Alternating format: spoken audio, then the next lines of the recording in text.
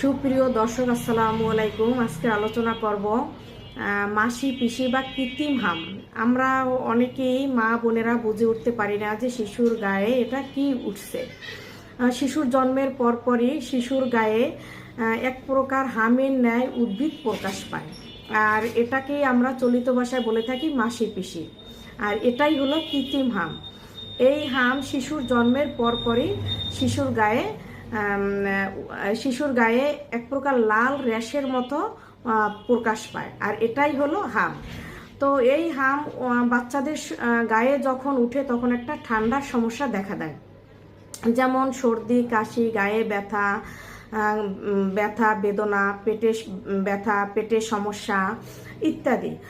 তো এই পেটের সমস্যা আবার দু ধরনের হয়ে থাকে, পাতলা পানির মতো এবং পিত্তের হলুদের রঙের মতো দেখা দেয়, এবং এই পেটের সমস্যাটা সন্ধ্যার দিকে খুব বেড়ে যায়। তো এই সমস্যাটা আসলে একদম একটা সাধারণ সমস্যা। এটা বড় ধরনের কোনো সমস্যা না শিশুর জন্য। তো এটা যদি হয়ে থাকে তাও আপনারা একজন ভালো ডক্টরের শরণাপন্ন হতে পারেন। এটা ভালো করা বা নির্মূল করা সম্ভব। এটা একদম নির্মূল হয়ে যায়, এটা ভয়ের কিছু নেই, এটা একদমই ভালো হয়ে যায়।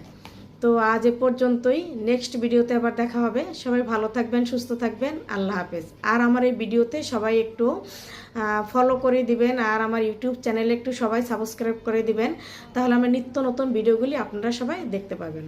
আল্লাহ হাফেজ।